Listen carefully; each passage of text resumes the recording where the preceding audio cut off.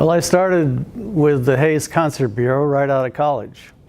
I graduated from American University in 1964 with a master's in economics.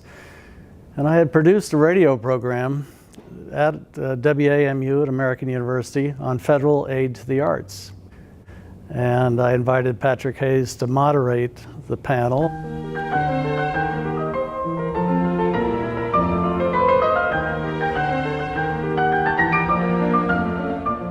And I sort of began to get to know him and thought about economics and thought about the arts, and walked in one day and asked him for a job, and he said, "Okay, let's go." So I started out at the grand salary of $5,000 a year as a beginner in the arts. And that first season, 1964-65, I saw the final concert in Washington of Marian Anderson. I went to the farewell performance of Igor Stravinsky. I saw the debut of Rudolf NUREYEV and Miss FONTEYN with the Royal Ballet, and I sort of fell in love with the arts from the beginning. And I guess the most lasting memory I have of that first year with Patrick was that the arts are more than putting on concerts, they're about community. And here was a man who, at that time, was putting on concerts not as a nonprofit, but for his own profit or loss, mostly loss.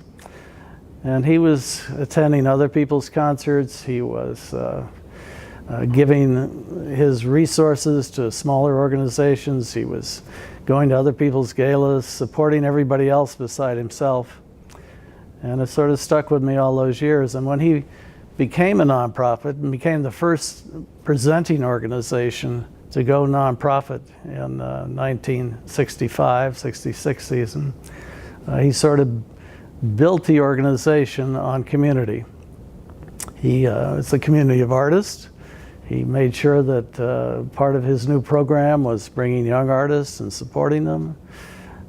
He populated his board with people that reflected what our community looked like. So for the first time, probably in the history of the Washington area, he asked an artist to be the first chair of his board, Todd Duncan, the great first Porgy and Bess. He populated his board with doctors from Howard University Hospital.